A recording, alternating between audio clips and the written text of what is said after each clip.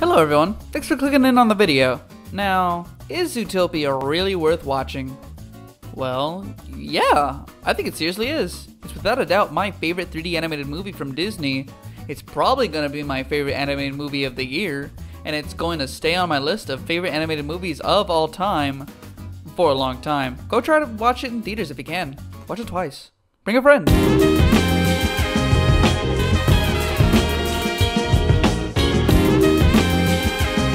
I guess this review probably needs to be longer than a 30-second yeah or nah on the movie. But I've never really done a review before. I just kind of wanted to because I like the movie and I like the idea of doing a review. Well, I did get a lot of B-roll and I gotta use it somewhere. A lot of hiking. That's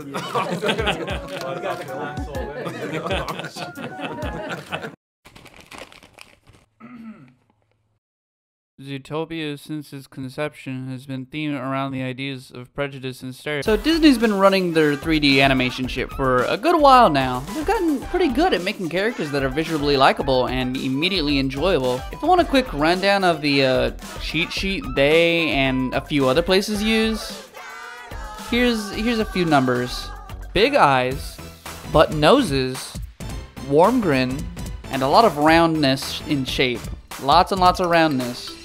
And also he has a very soft, very cushiony arm. And then even fingers are very round and thick. As soon as you see him, you want to just hug him. Creates images of harmlessness, friendliness, openness, and general innocence.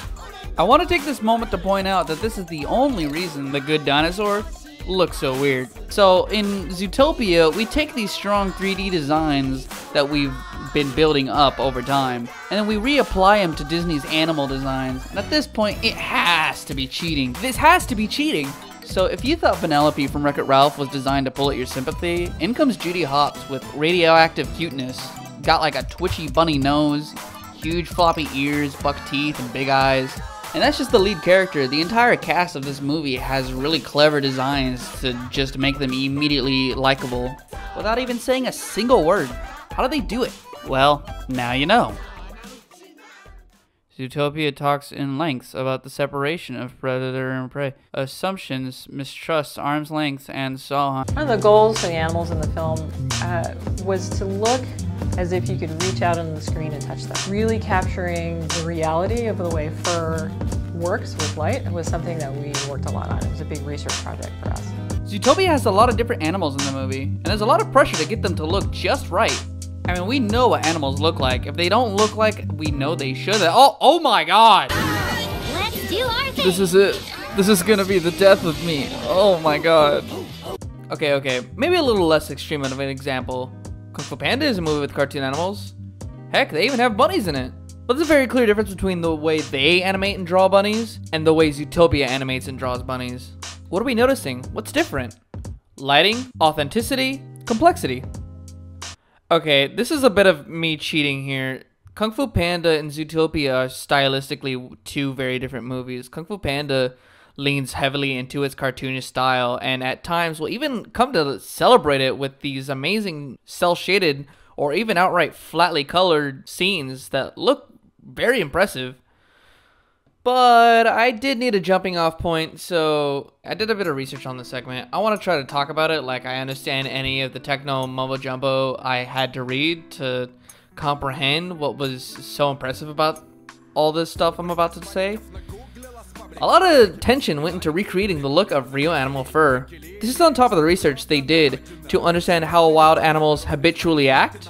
One of the first challenges they came across was recreating how animal fur reacts to light. So iGroom is the program they made a while ago that helps shape, comb, and groom hair to a bigger extent fur. Size it, flatten it, scatter it, yada yada. Point being, they have this really useful tool in their back burner. Combine that with the lighting technology that they introduced back in Big Hero 6.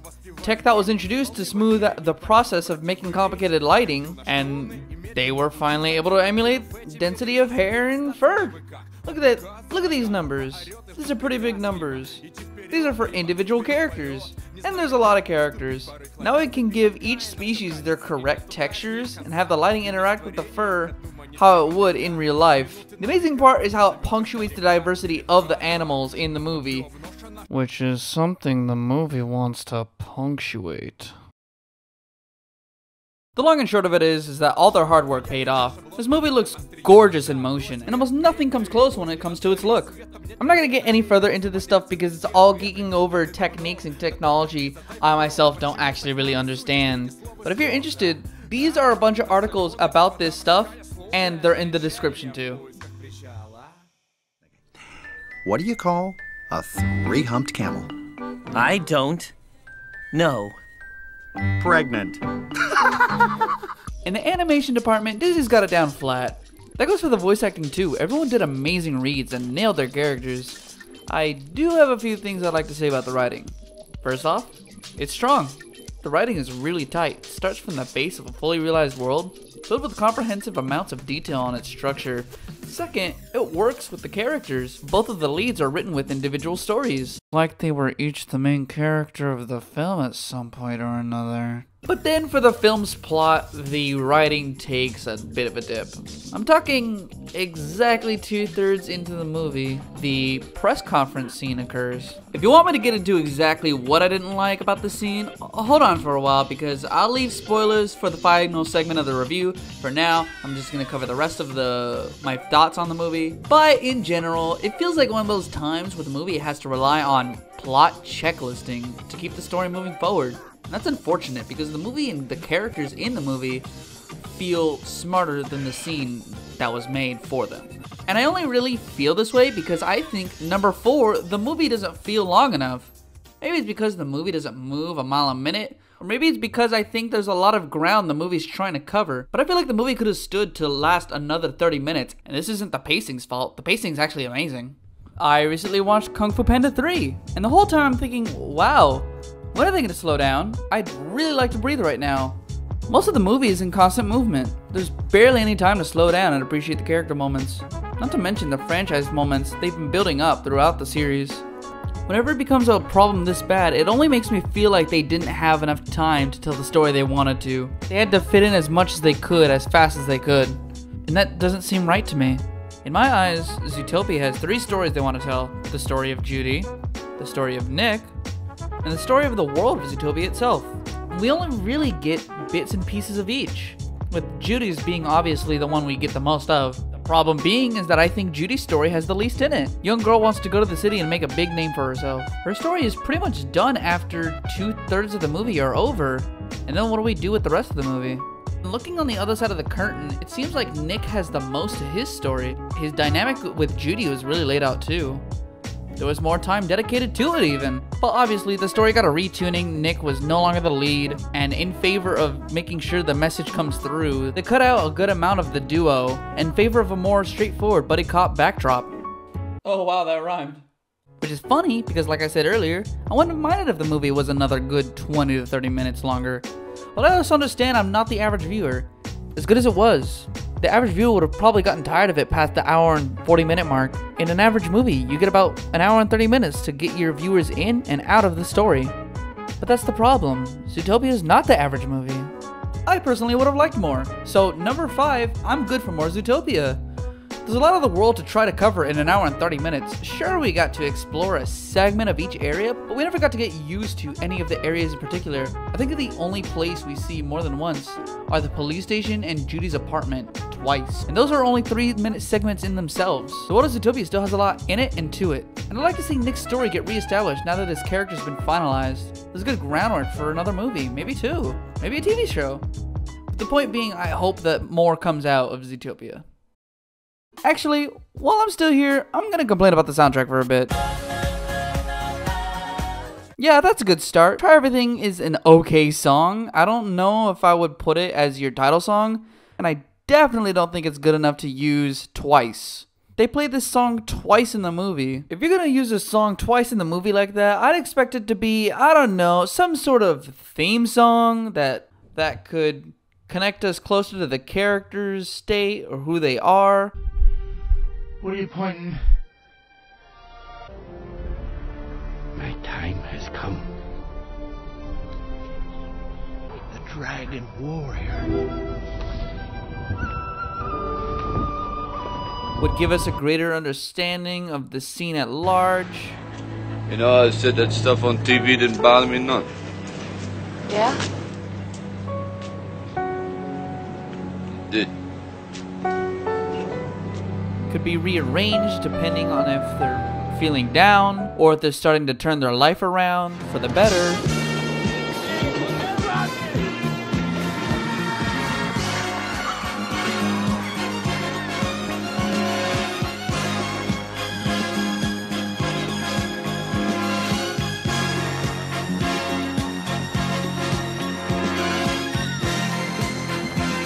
A song that could be reused in the most painful moments, maybe to illustrate that the characters found triumph through pain, or that they're still determined to fight. Can't even get his gloves up to protect him. He's defenseless now, Bill.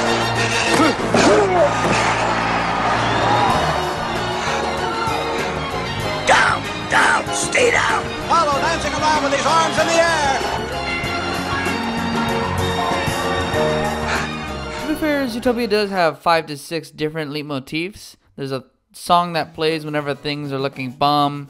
There's a song that plays when Nick's hustling people. But absolutely none of the songs connect back to Try Everything. And I think that's wasted potential. That's a weird complaint, but when you hear the song twice in the movie, you'd think it would have a little bit more involvement with the overall soundtrack. But then just being a flashy title card, it's a little weird. Now, is Zootopia really worth watching? Well, yeah, I think it seriously is. It's without a doubt my favorite 3D animated movie from Disney. It's probably going to be my favorite animated movie of the year, and it's going to stay on my list of favorite animated movies of all time for a long time. Go try to watch it in theaters if you can. Watch it twice. Bring a friend. The smart and clever execution between establishing how preconceived notions of others can be crafted at a small age.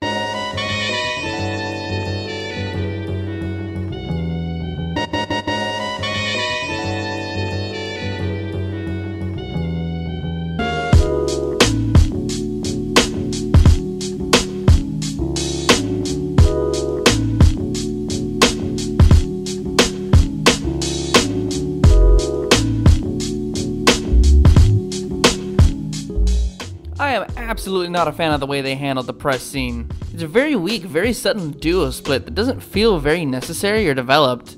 Its effects are felt all of 10 minutes of the movie, and then wow, it's like they never even split up. I went and actually found a children's book for this movie that's just the movie, and it completely glosses over this scene altogether, like it's an unnecessary part of the story, like it's not something worth highlighting.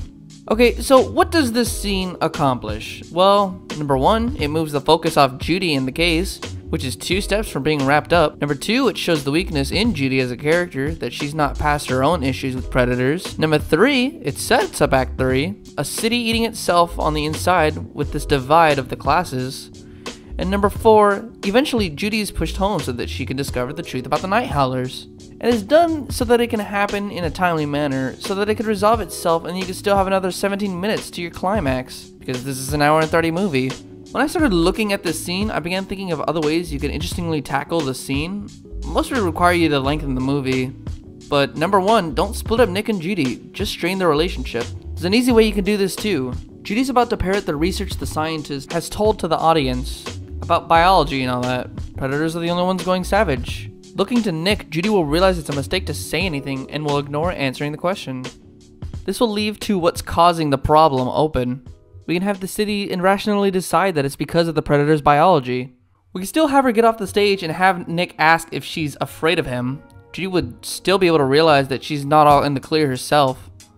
We could have a scene where Nick tries to become an officer and then be swiftly denied simply because he's a predator.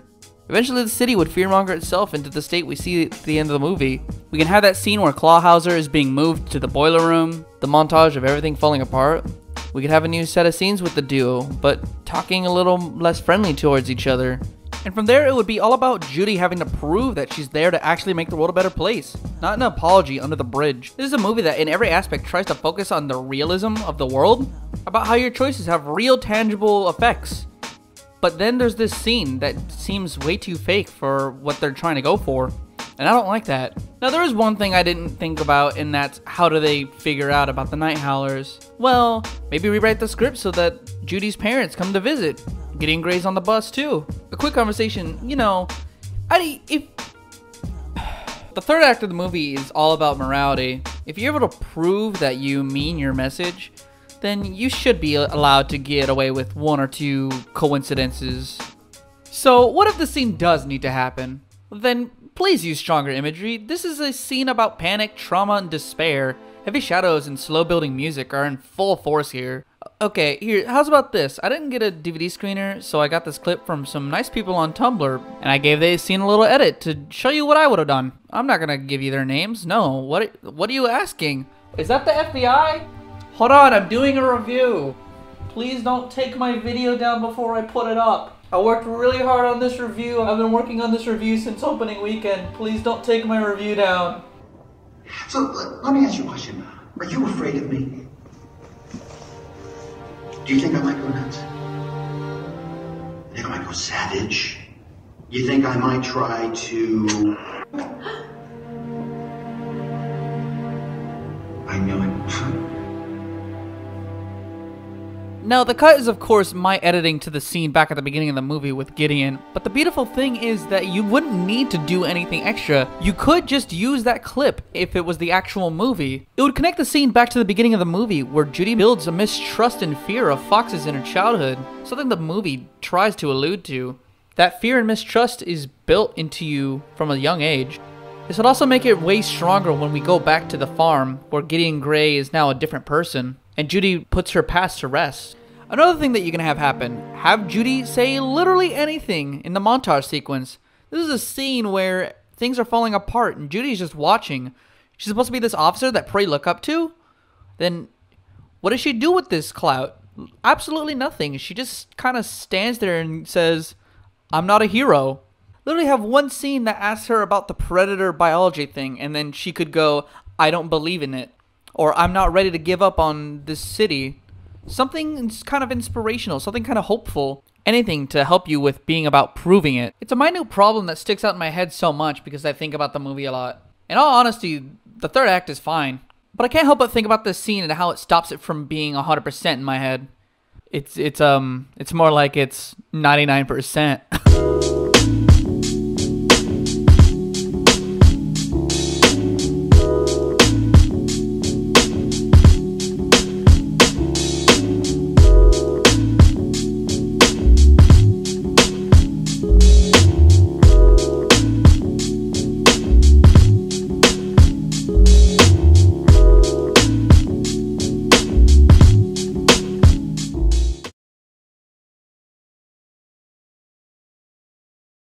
Judy herself, in trying to do her work, sometimes forgets that she herself has biases towards